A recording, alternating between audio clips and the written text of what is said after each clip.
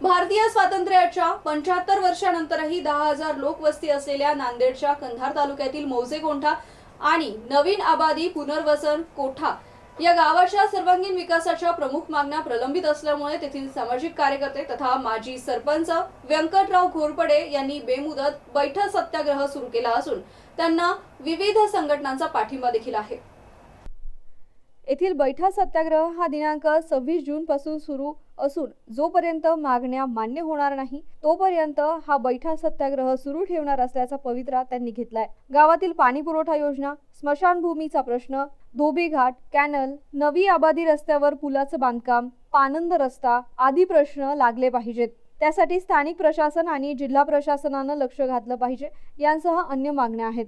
Gangadhar Gangasagare, MCN news, Naigaon, Nanded. सर्वांना नमस्कार। मी कवठा गावचा मागील काही वर्षापूर्वी माजी सरपंच आहे। गावच्या सर्वांगीण विकासासाठी मी सतत या गावाच्या अनेक मागण्या घेऊन मी शासन दरबारी न्याय मागत असतो। मागील काही मागच्या काळात हे मोठा हायवे रोड गावामध्ये मेन रस्त्याला होत नव्हता, म्हणून त्या ठिकाणी याच प्रकारचे अनेक दिवस बैठा सत्याग्रह केलं।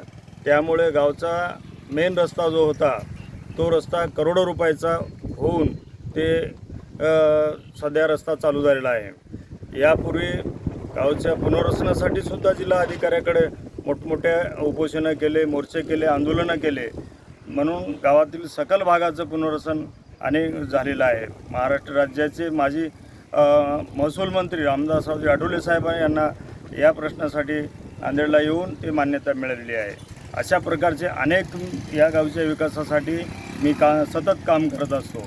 आता गेली 26 तारखेपासून मी या गावच्या विकासाच्या बाबतीत गावच्या विकासामध्ये अनेक त्रुटी आहेत।